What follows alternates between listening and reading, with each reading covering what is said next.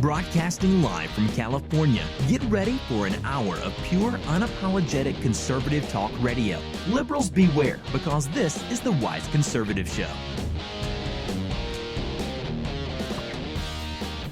Good afternoon, and welcome to another episode of the Wise Conservative Show. I'm your host, Connor Wise. Now, there's a few big stories that have really become prominent within this past week, and that, of course, is the new Obamacare repeal bill that the House is proposing, the leadership within the House. And, of course, WikiLeaks just started releasing parts of what they're calling Vault 7, which is basically everything that you would ever want to know on the CIA. So this is something that's just brand new, just coming out, and I'm actually going to start off with that CIA story with the WikiLeaks newest leak. And now the FBI is putting their specialized mole hunting team to actually try to catch the CIA leaker.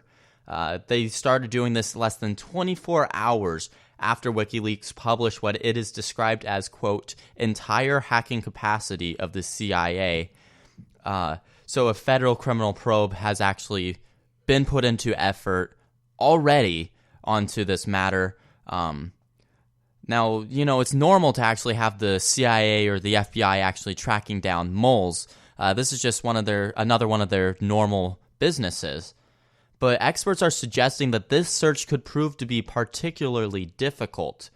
In 2012, the leak perpetrated by Army Private Chelsea Manning, then he was known as Bradley Manning, it inspired Obama to create this new group dedicated solely to actually tracking down and catching these government leakers. Manning was caught after revealing the extent of her actions to an American hacker, who then testified against her in court. Now, a short time after that, President Obama would announce the creation of the National Insider Threat Task Force, otherwise known as the NITTF. It was formed to, quote, to prevent, deter, and detect compromises of classified information by malicious insiders. That's according to its actual website.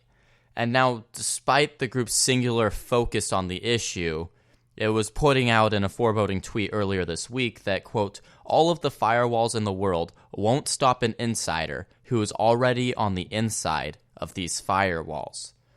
The formation of the group also did little to actually stop the NSA leaker that we all know, Edward Snowden, and that, of course, he just revealed himself during that entire thing, and he's been on the run ever since that 2013 leak. FBI Director James Comey didn't address the WikiLeaks dump specifically during remarks that he made at a cybersecurity conference at Boston College just today. However, he did make it clear that since Snowden's infamous leak, technology has made the search for criminals of all kinds, cyber or otherwise, much more difficult. Here's a quotation that Director Comey just said today. There's always been a corner of the room where the FBI operates where sophisticated actors were who had access to encryption. What's happened to us since Snowden is that more and more of that room has gotten dark as encryption has become the default. Now, WikiLeaks claims that there are more than 5,000 employees working in the unit that was actually breached within the CIA, the CIA Center for Cyber Intelligence, the CCI. And while security experts actually say that that's way too large, no one really knows for sure, and I assume that WikiLeaks actually is correct on this. And this is basically the first hack of this kind. There has never actually been a hack against the CIA. So this is an entirely new level of leak coming out through WikiLeaks. Gregory Keeley, who is an expert in the security of digital devices and the co-founder of the consulting company Phosphorus, they said, quote, what we have to understand is the CIA's never been hacked like this before. With 5,000 plus users in that particular unit, how will they track that leak?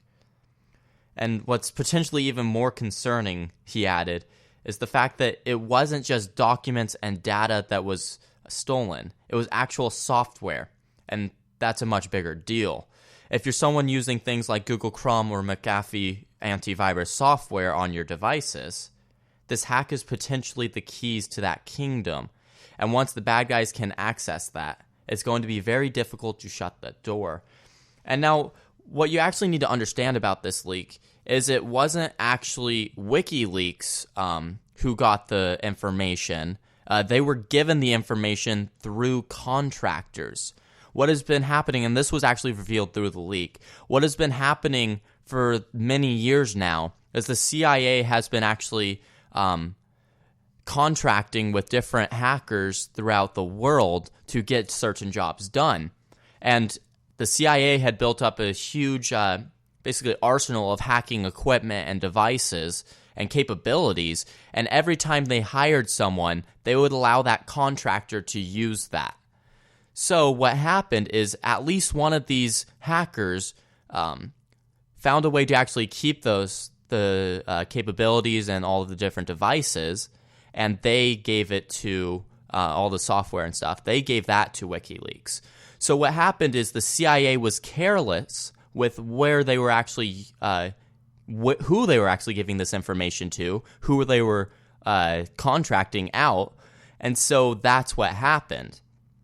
And I was actually just reading a tweet from WikiLeaks this morning, and they said that this is only 1% of the entire Vault 7 leak that they're going to be releasing. And this is already an incredible amount of information. And what it basically revealed, I'm sure you've read into it or heard of it if you haven't actually read parts of the leak.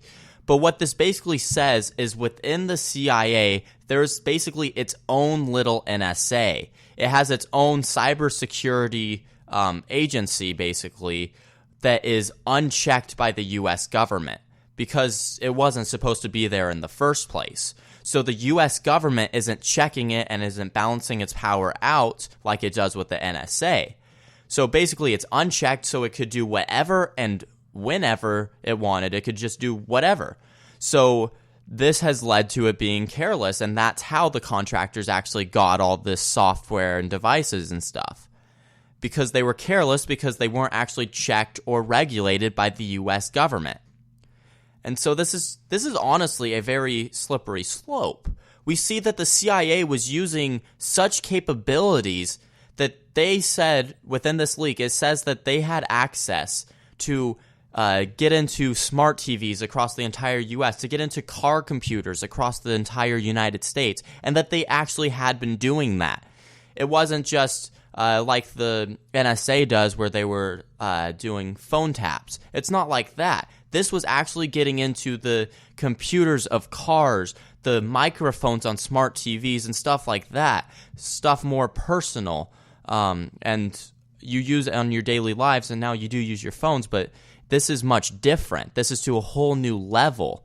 And it really does remind me of the novel 1984 by George Orwell. They were constantly watching U.S. citizens. This is to a whole new extreme. This is something that should have never been let to happen. I mean, we should have more privacy. This is definitely unwarranted tapping into the security and the privacy of every single American citizen. It wasn't selective citizens that they were spying on, but this leak showed how they were basically spying on every single American citizen. This is a whole new level. This isn't as what we've had in the past with the NSA. We know that the NSA was already doing this. We already knew that we had the NSA spying on Americans. But what we didn't know is that the CIA was doing the same thing, which much higher capabilities with unchecked capabilities. This is something that should have been checked, definitely by the government, but honestly, it's something that shouldn't have happened in the first place. There's no reason why the CIA needs to be tapping into every single American's daily life. There's no reason why the government in general needs to be doing that. But we see this program that went unchecked and unregulated for many years was allowed to continue this invasion of privacy. And you see people on the left. Now, I'm not saying this is all the people, because I've actually talked to a lot of people about this already. And there's people on the left that are angry about this too. But a lot of the people on the left, because it came from WikiLeaks, are saying that we should just focus on who leaked this, that to find the mole rather than actual content, just like what happened with the DNC leaks or the email leaks, which I don't understand. Now, of course, there's people on both sides of the aisle that are saying that hacking into Americans like this is necessary. These are the more authoritarian ones among our nation. But honestly, this is something that I believe a majority of Americans do not agree with. It goes directly against everything our nation stands for. We were created on the fundamental values of freedoms and liberties. And when we have our own government creating this program that is unchecked, unregulated, and it is spying and invading in every single American citizen's privacy, that is not freedom anymore. That is not even protecting us. That is going to a whole new level that is unnecessary. There is nothing that could come out of this that is very good. Not one thing. This is just more and more of government power going unchecked, expanding without any citizens' knowledge. The CIA had been operating this program and not one citizen knew about it. Many in the government didn't even know about it. This is very worrisome that we have a program in our own government that the majority of people in government don't know about, that all United States citizens didn't know about. That is very scary. That is a slippery slope to be going down, and it's kind of mind-boggling to think that they got away with so much. We don't know what else could be going on. We don't know what other programs the CIA or the NSA could be running right now that are invading into our everyday lives. We don't know. And we already know that previous administrations, especially the Obama administration, wasn't above lying to Congress over things like this. Of course, there's the famous time when James Clapper, the old national security advisor, he said directly to Congress that the NSA wasn't spying on Americans. He said no, that wasn't happening. And then he later had to actually write a letter to Congress saying that he lied under oath. We already know that previous people were not above lying. We already know that they weren't above hiding programs such as this. So there could be many other programs that we don't know about that are invading into our everyday lives. This is unchecked power that has to be stopped. This is something that our government shouldn't be even thinking about doing.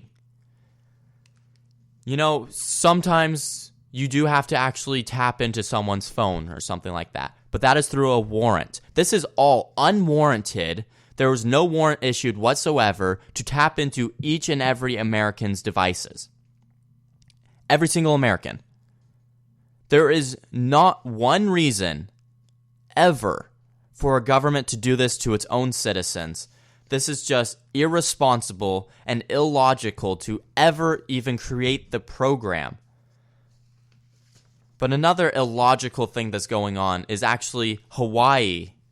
We all know that Donald Trump now issued his new revised travel ban. And now, I already went over, I believe last week or the week before, the new details of this that were released before he actually signed the bill this past week. But now lawyers for the state of Hawaii just today are asking a federal judge to temporarily block this revised executive order on immigration.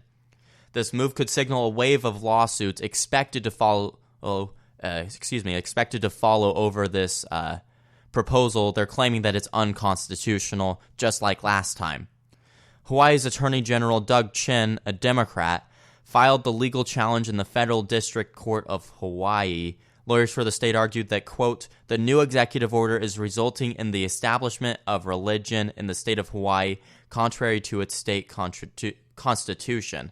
The filing also says that the revised ban will damage Hawaii's economy, educational institutions, and tourism industry, and it is subjecting a portion of the state's citizens to second-class treatment and discrimination, while denying all Hawaii residents the benefits of an inclusive and pluralistic society. Now, lawyers for the state said they will move for a temporary restraining order on the 15th of this month, a day before the executive order is supposed to take effect. Here's another quote from Chin. This new executive order is nothing more than Muslim Ban 2.0. Under the pretense of national security, it still targets immigrants and refugees. It leaves the door open for even further restrictions. Now, the new order bars new visas for people from 6 predominantly Muslim nations. They took off Iraq from the last ban, and it does temporarily shut down Americans' refugee program. But this is only for a few days, and it does still keep the Syrian refugee quota that or the refugee program that President Obama set. It cuts down the amount that we're taking in, but allows more Syrian refugees to still come in. So we see that while the liberal media would have you believe that this completely shuts down the refugee program completely, which I would rather have, but that's just not going to happen. It does not completely shut down the refugee program. That is just an erroneous claim that many are trying to say. What this does is it brings down the quota for Syrian refugees to 50% of what Obama set it as, so that we aren't taking in as many potential terrorists. Because we all know that terrorism has definitely infiltrated the refugee program. And that actually reminds me, there was an interesting statistic that came out of the FBI this past week as well, saying that 30% of their domestic terrorism cases are on refugees. 30%. Now, I don't know if you saw this on my page, but I posted this video, and it was of someone in an interview with CNN, and as he told them that statistic, CNN cut out the feed. They cut it out because they didn't want people to know that refugees actually do pose a danger to this nation. It's just a fact that refugees definitely pose a danger to this nation. We can't help everyone in the world, and while this program, this new executive order, doesn't actually halt all of the refugee programs, it does halt it quite a bit, and it helps. It brings it down to 50% of what it was. And it does halt other refugee programs from other countries. Now, of course, this definitely affects visitors, or would-be visitors and immigrants from Iran, Syria, Somalia, Sudan, Yemen, and Libya. Now, Hawaii was actually among several states that took this Trump administration to court over the first ban that was rolled out hastily by the White House. In all, more than 24 lawsuits were filed over the original travel ban. And of course, the one suit that was filed in Washington state succeeded in suspending the order. So we see that this actually is a lot different. This is one that they revised so that it could get past the court system. And I don't see how anywhere in this ban it is restricting religious freedom, like many on the left are claiming. I don't see how anywhere in this, and I'm sorry for actually calling it a ban, because this isn't a ban. This is just a halt in programs. So, and nowhere in this does it hinder religion. Nowhere in it does it discriminate against anyone. Nowhere does it create this second-class treatment of Muslims, as Hawaii is trying to say. It's not going to affect Hawaii's tourism industry. That's just a wild assertion that isn't true. It's not going to affect its educational institutions whatsoever. And of course, it's not going to affect its economy at all. There is no way that this is actually going to do any of those things that they're trying to claim it does. There's no way that this is actually unconstitutional like they're saying it is. The Constitution doesn't apply to people who aren't U.S. citizens. That is a fact. This is not unconstitutional. This is not limiting religion. This is just another time where the left is blowing up over everything that the White House does. And they couldn't completely stop him from trying to get over this ban, over the first block. They couldn't stop him completely. So now they're going to try the same exact thing for this revised and better ban. They're going to try the same thing, and honestly, it's going to be the same thing as last time. The extremely biased Ninth Circuit within Washington is going to do the same thing it did last time and stop it, because that entire circuit is biased and illogical, and they're not actually making decisions based on the Constitution. And we see that this is going to be another time where the White House is going to have to appeal it, because honestly, there's no reason why this ban should be stopped. There's no reason why this new executive order should be stopped on constitutional grounds whatsoever. All right, I'm going to take one quick commercial break. Don't go anywhere. This is the Wise Conservative Show. Hi, everybody. Connor Wise here with an exclusive clip from the Wise Conservative Show. Don't go anywhere. I'll be right back. And every time that these universities take up this new social change that they're trying to promote, every time they take that up, they are taking away from that education instead. Because now they're focusing on these social changes instead of learning like they should be. Ever wanted to learn the history of the Israeli-Palestinian conflict in less than 10 minutes? Are you looking for the truth about the so-called gender wage gap? Well, my friends, I'll let you in on a little secret. Prager University is a source that I use all the time when preparing for my show, the Jason Veely Program. Dennis Prager and his team have put together a remarkable organization that seeks to explain and spread Americanism through the power of the internet. Their short yet extremely informative videos reach more than 100 million people per year, and they want to reach you as well. Go on YouTube and type in Prager University, or go to prageru.com for all of their latest content. That's Prager, the letter U.com. prageru.com.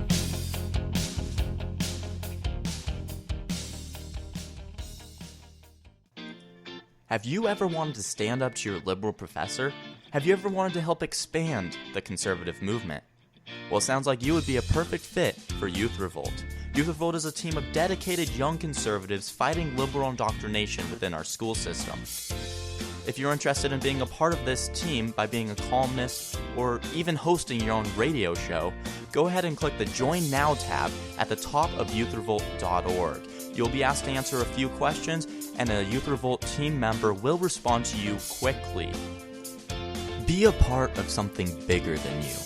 Be a part of Youth Revolt. Speak without fear.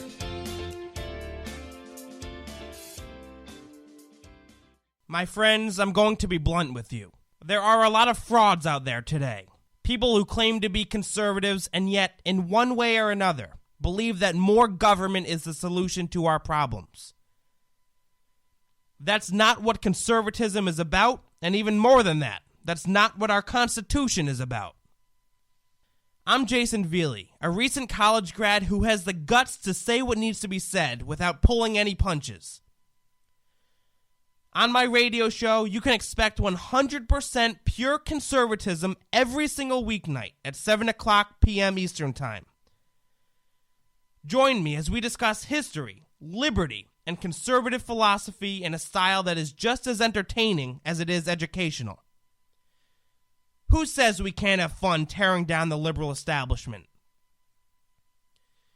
Tune in to the Jason Veely Program live every weeknight at 7 o'clock on youthrevolt.org. I'll see you out on the battlefield. Love Trump's hate! Love Trump's hate! Love Trump's hate! Love trumping hate involves a lot more assault and arson than I expected. The Wise Conservative Show, Wednesdays at 6 p.m. Pacific Standard Time, only on Youth Revolt.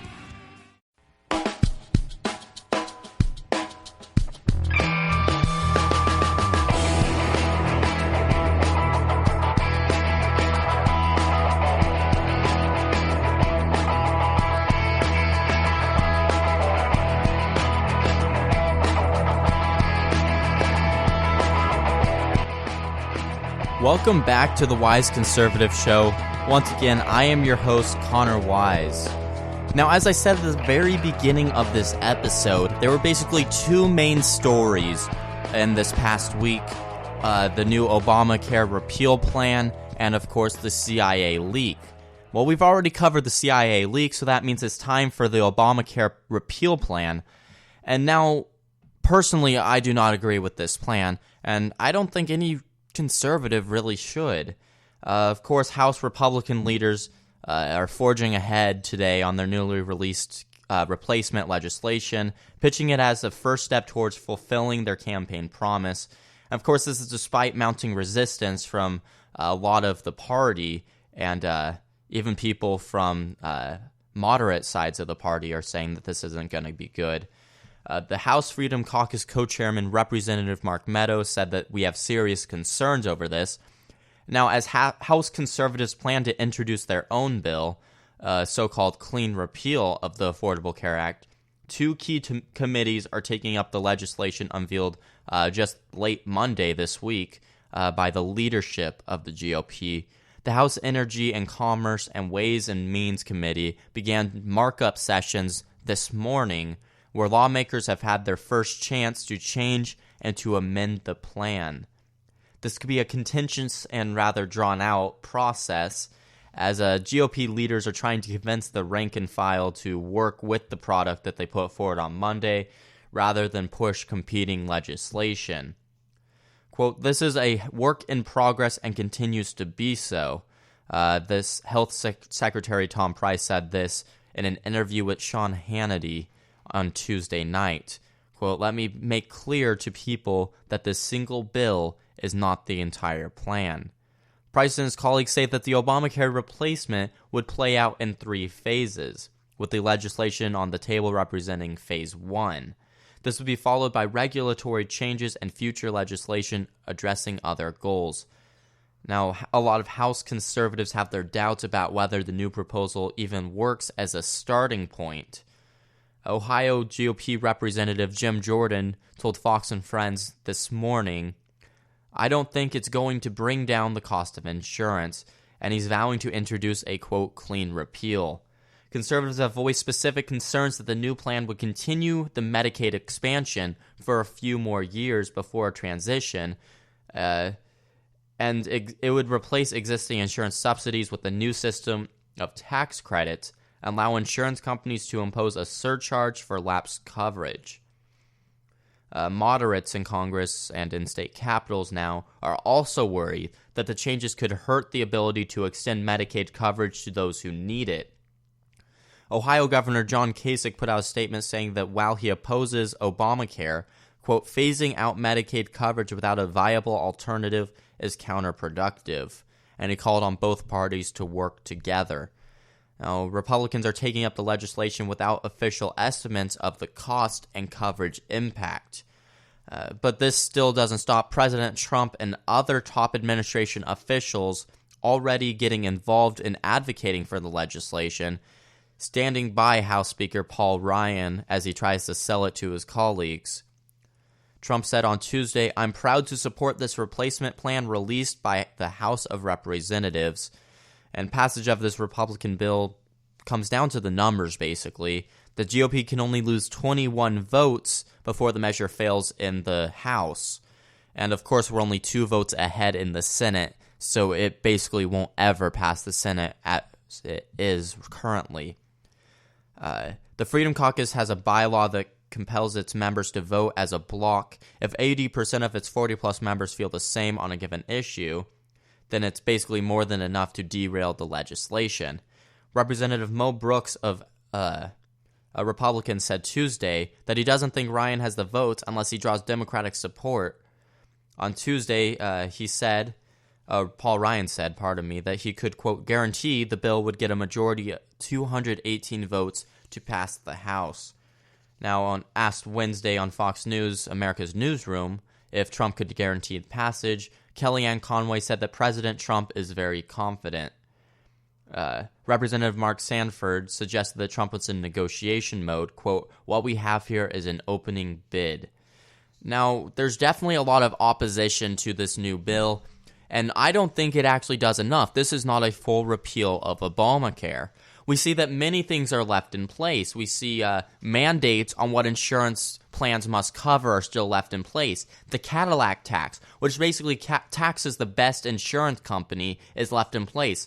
Massive subsidies are still left in place, but they're basically renamed as refundable tax credits.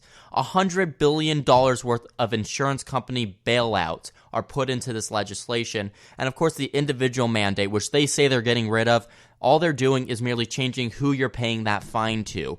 We see that this is not actually repealing Obamacare.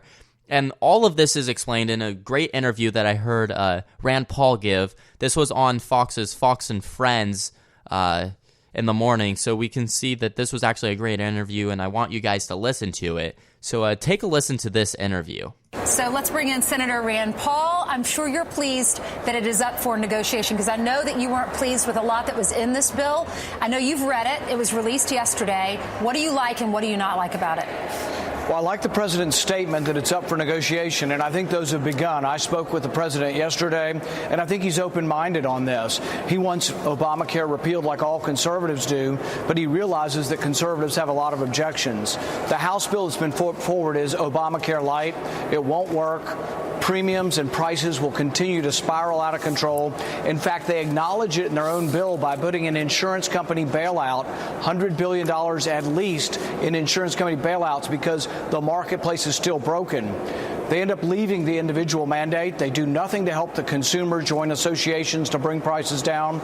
So my replacement actually has some market reforms that would bring prices down. And people have to realize, they say, oh, well, you know, all over the liberal press, they're saying, oh, who's going to lose their insurance? They have to realize that people who have insurance can't use it now because it's too expensive on premiums, but way too expensive on deductibles.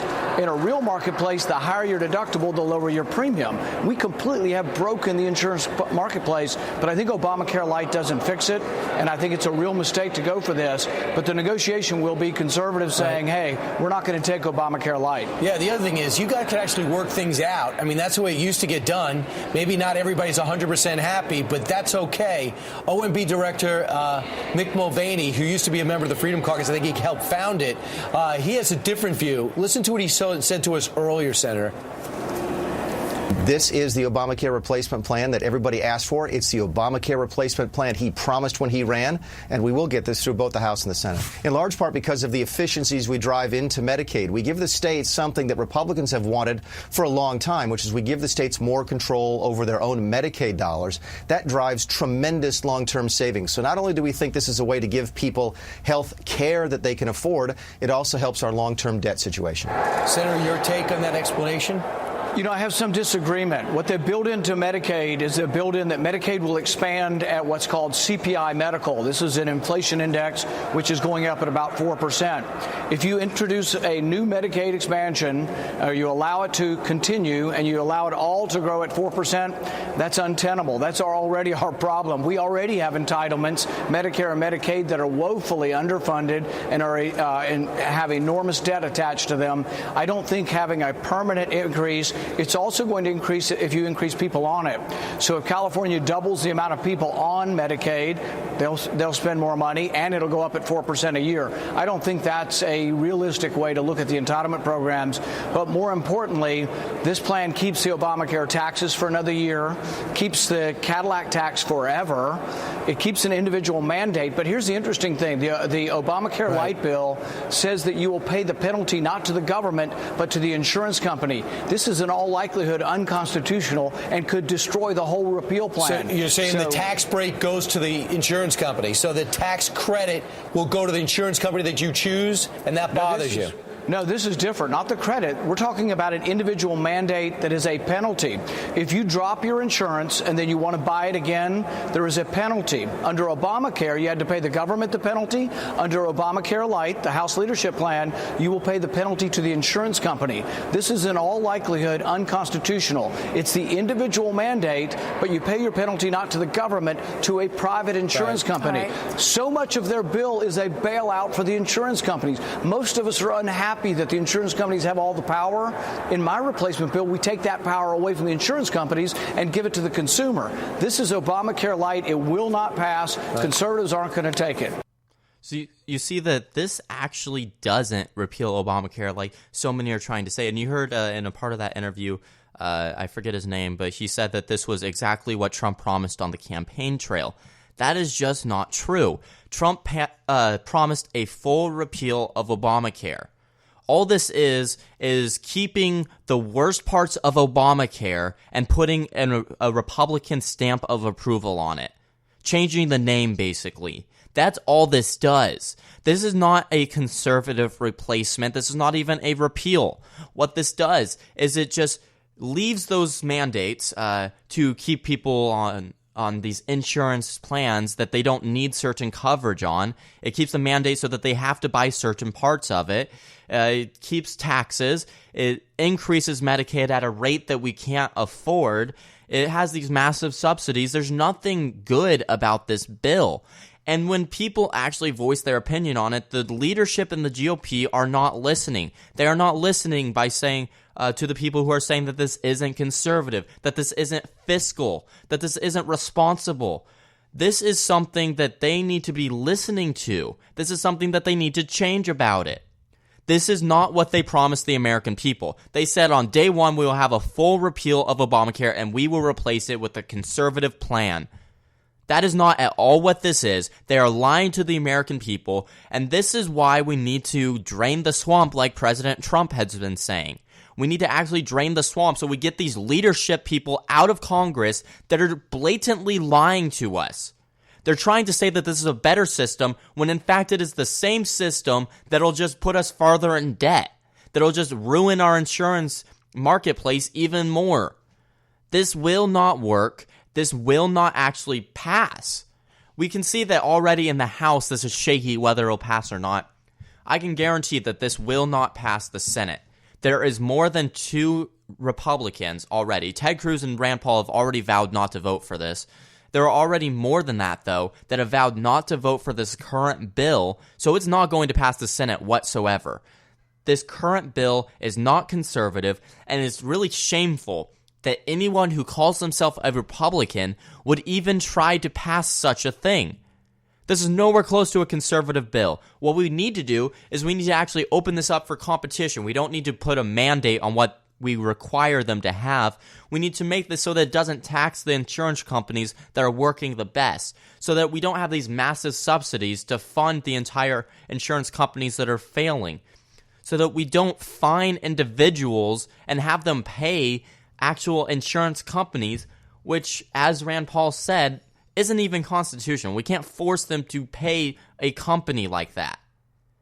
This is something that just, it's so out of skew with what we need in this country that these House leadership GOP representatives, they really need to learn that this is not what America needs, that this is not what will actually solve this crisis.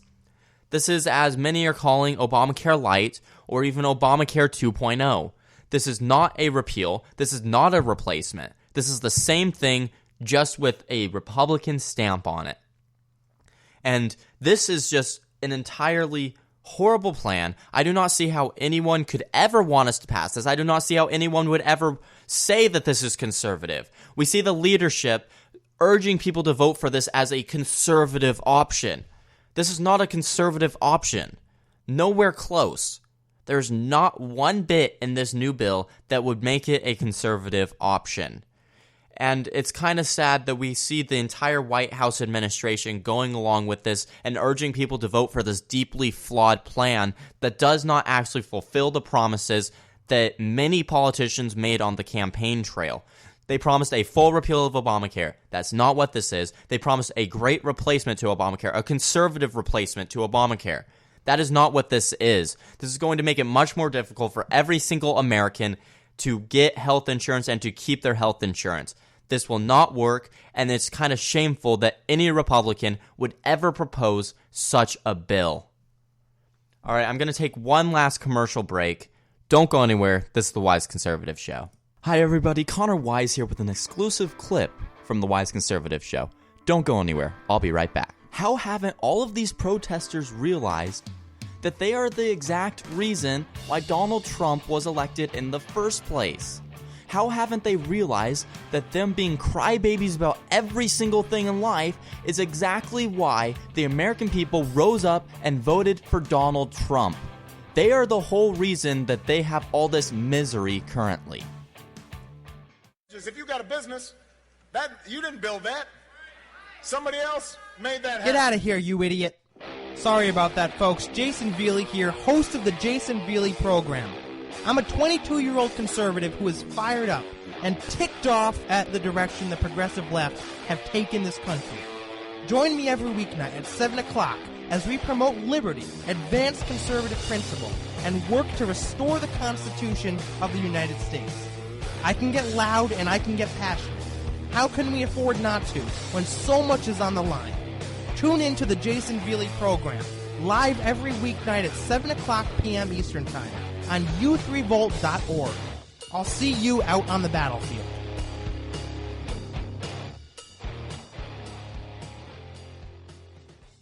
Hi everybody, Connor Wise here with an exclusive clip from the Wise Conservative Show. Don't go anywhere, I'll be right back. And every time that these universities take up this new social change that they're trying to promote, every time they take that up, they are taking away from that education instead. Because now they're focusing on these social changes instead of learning like they should be. Calling all young conservatives. Have you ever wanted to write for an online publication? What about host your own conservative radio program? Now you can, thanks to youthrevolt.org. Youth Revolt is a conservative media network for young people, the goal of which is to educate our fellow Americans and also to expose the left-wing indoctrination that goes on in classrooms across the country. Become part of a team that is dedicated to taking the country back, one radio program or opinion column at a time. If you're interested, go to youthrevolt.org and click on Join Us on the top of the page. Fill out our brief questionnaire, and one of our representatives will be in touch with you in no time at all. The time to reclaim our future is now. Be a part of something that's bigger than yourself, and join the movement today. Youth Revolt. Speak without fear.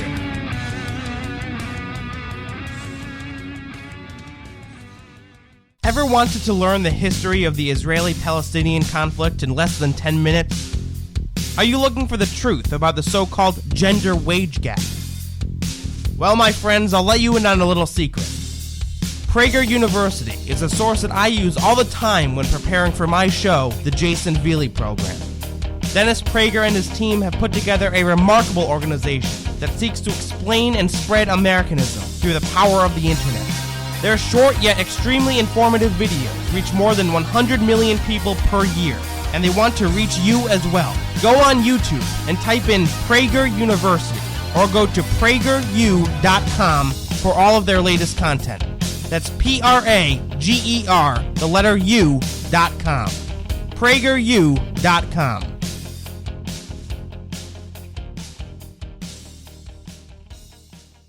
Love Trump's hate! Love Trump's hate! Love Trump's hate! Love trumping hate involves a lot more assault and arson than I expected. The Wise Conservative Show, Wednesdays at 6 p.m. Pacific Standard Time, only on Youth Revolt.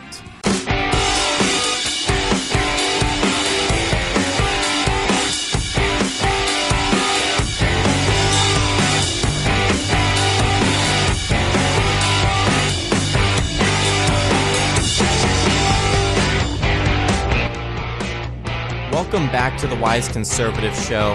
Once again, I am your host, Connor Wise.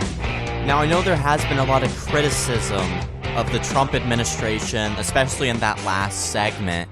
But of course, the Trump administration is doing a lot of good as well. I don't want to be like one of those people that allows him to basically do anything. So I do definitely criticize him on where his administration is falling short. But we do see already that a lot of Trump agency heads are starting to take a lead role in actually unraveling the web of Obama-era restrictions and regulations. And, of course, they're acting alongside congressional Republicans and actually the president himself to roll back rules that they claim hurt businesses or simply go too far. Now, of course, Interior Secretary Ryan Zinke was the latest person to actually repeal some of these rules. On his first day of work, He ended a ban on lead bullets and fishing tackle on federal lands and water. The ban was imposed to protect animals from lead poisoning, but has been criticized by the NRA as an attack on gun owners. Zinke said it in a statement. He determined the original order was, quote, not mandated by any existing statutory or regulatory requirement, and the NRA actually thanked him for the new for eliminating this arbitrary attack. He also hinted at more to come in another order, directing agencies to identify areas where recreation and fishing can be expanded. Meanwhile, the EPA reportedly is set to reverse an Obama-era decision to lock in strict gas mileage requirements for cars and light trucks through 2025. Together, these moves are a part of a basically three-pronged attack on regulations issued over the past several months and years. It's what White House Chief Strategist Steve Bannon said at CPAC as the, quote, deconstruction of the administrative state. The Republican-controlled Congress has also moved since the start of the session to nix rules issued towards the end of the last administration, and Trump has directed many others to be rolled back, and it's a plan that many of his agencies also are implementing. In February, for instance, Trump signed an order instructing the Labor Department to delay implementing a rule requiring certain financial professionals to put their clients' interests first. The department just abolished it. Trump also ordered agencies to ease the regulatory burdens of Obamacare. Now, that's a whole different issue that we just talked about, so I'm not going to get into that right now again. And, of course, there's the new famous quotation of Trump saying that for every one regulation that is implemented, they are going to be taking away two. Now, yet, as final members of Trump's cabinets are still being confirmed, incoming agency heads are also appearing to be acting on their own. And the EPA under Scott Pruitt, last week it withdrew its request that owners and operators in the oil and natural gas industry provide information on equipment and emissions at existing operations. The Washington Examiner reported on Monday that Trump also is planning on signing an executive order rolling back Obama's Clean Power Plan, which basically requires states to cut greenhouse gas emissions by a third, and as well as the Interior Department's moratorium on coal leases. However, the Clean Power Plan order would merely instruct the EPA to overturn it. It wouldn't actually repeal it. A similar order was sent out just last week instructing regulators to re-examine President Obama's Clean Water Rule. Now, in another example of the actual agencies taking the lead, Health Secretary Tom Price says his department will go through existing healthcare regulations and try to get rid of those they determine hurt patients. This, of course, is in a whole new healthcare crisis that is coming up to the news. And conservatives are hoping that the Trump administration will be an opportunity not just to roll back regulations, but to get agencies out of the habit of passing their own regulations. Here's an actual quotation from Jason Pai, who is the Director of Public Policy and Legislative Affairs for FreedomWorks. Regardless of which party controls the White House, we need to get a handle on the regulatory state. Yes, roll back what we can, but also make sure we're going through Congress to put checks in place to restore Article 1 of the Constitution. EPA Administrator Scott Pruitt, he holds a similar view, telling the Wall Street Journal that his job is not about increasing or reducing regulation. Quote, there is no reason why EPA's role should ebb or flow based on a particular administration or a particular administrator. And this was on February 17th that he says that agencies exist to administer the law.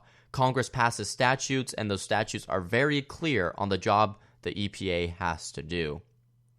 Now, as for actually revoking rules via Congress, conservatives have pointed to the Congressional Review Act. This is a little-known 1996 law that gives Congress 60 legislative days to reconsider any new regulations. If a resolution of disapproval is signed by the president, then the agency cannot resubmit a regulation in substantially the same form unless it is actually approved by Congress. The House also passed a bill in January, the Midnight Rules Relief Act, that states that if signed by President Trump, or if it is signed by President Trump, would allow Congress to disapprove of multiple regulations at once. Some Republicans are suggesting a slash and burn approach. North Carolina Representative Mark Meadows posted online a 100 days list of rules that he wants to see revoked. But Pai, as I spoke of earlier, warns that most lawmakers are unlikely to be so aggressive. Quote, I think they're going to be thoughtful. Some, like the Clean Power Plan or the fiduciary rule, are unavoidable. If you have to start rolling those back, with that said, we should be pursuing legislative measures, not just rolling regulations back, but making sure a future president can't impact negatively the economy through regulation. And this is something that we definitely have to take more into consideration on. Definitely a lot of regulations do need to be pulled back. We see that the Obama administration came in and they used their power as an excuse to apply regulations upon regulations on so many different industries and areas that they quite honestly shouldn't have. And that is why it is so expensive to produce in America. The EPA has so many different restrictions and regulations on factories and on companies in general that it's just way too expensive to actually produce in America. And we also see that the EPA in the past administration would lecture people on actually being more environmentally friendly, but then in their own testing and cleaning, they actually polluted many rivers. We see that the EPA stepped out of its bounds in the last administration. It's great that they're finally rolling back some of those regulations. We see that the administration of the last president, Obama's administration, they just tacked on regulations whenever they felt like it. And this isn't just through Congress, also through agencies themselves. This is something that honestly shouldn't ever happen. It's something that isn't allowed in the Constitution or stated in the Constitution. All of these regulations ought to go through Congress. And so what we actually want to come back, and this is something a lot of conservatives are urging for right now, is for all of those regulations to actually come through Congress instead, so that we can actually properly review them before they're put into place. And so this is actually just another part of the Trump administration that I do believe they're going the right route on, and for the most part. They're taking out all of these restrictive and hurtful regulations, stuff that has hindered our economy or hindered our job market. And so we can see that this is actually going to help tremendously. Of course, Obama's famous war on coal is going to be ended through these regulations being rolled back. This is going to allow for so many more people to have those jobs in coal country and for the coal industry to once again prosper in those states. Because under the Obama administration, they were basically squashed under regulation so that they couldn't do anything, because Obama felt that that would force people to go into industries such as wind or solar. But honestly, it didn't do that. All it did was put people out of work and make companies go out of business. But it didn't create any more people going into the industries of wind or solar power like he wanted it to. It was a failed plan of attack. And so we see that they're actually rolling these back now. And this is going to help that industry, just as a specific example. But all of these different regulations that they are repealing, it's a great thing. And it's just another part of the Trump administration that I am liking. But of course, as we go further and further into this presidency, we cannot just sit by and let the administration do whatever they want just because they're Republican. Because that's not going to allow for actually conservative responses to a lot of things.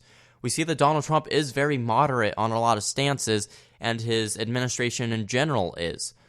So we can see that if we don't actually hold them accountable, they might not pass things that we want them to. They might not actually pass the conservative response. And this is, of course, referencing the Obamacare Lite plan that they put forth. So we do definitely have to still criticize the president and his administration and the current Congress, even though they are majority Republican. We have to hold our own party accountable still. And through that accountability, we'll see this conservatism actually prosper in America and thrive, and we're not going to lose the majority if we actually hold them accountable still. What happened is the liberals, the Democrats, didn't hold their politicians accountable, and then through them passing Obamacare because of that, we saw Republicans go into Congress and take the majority. If we hold our Republican congressmen and women accountable, we will not lose that majority in Congress that is so vital to the passage of so many different bills. The passage of taking away some of these regulations, to restricting agencies. Stuff like that we know wouldn't pass with a Democrat majority. So this is why we do need to hold them accountable. We do need to keep them from passing bills that will essentially ruin our chances of keeping the majority, such as Obamacare Lite. We definitely have to hold them accountable. We definitely have to keep them going forward and not and keep them from staying stalled like a lot of times they actually do in Congress. But all in all, the Trump administration has done a lot of good already. Of course, repealing a lot of these regulations definitely is very good. There are still a few flaws, though. We definitely have to hold them accountable. And all in all, this is going to be a great presidency. I can already sense it. So let's keep this optimism up, let's keep this accountability up, and we will continue to have conservatism thrive within America. All right, I'd like to thank you all for tuning in. That's all for today's episode of The Wise Conservative Show. I've been your host, Connor Wise. You can find me on youthrevolt.org. Go ahead and search Youth Revolt up on Facebook. You can find me on Instagram.com at @the_wise_conservative, Spreaker.com/thewiseconservative. I'd like to once again thank you for tuning in, and as always, God bless.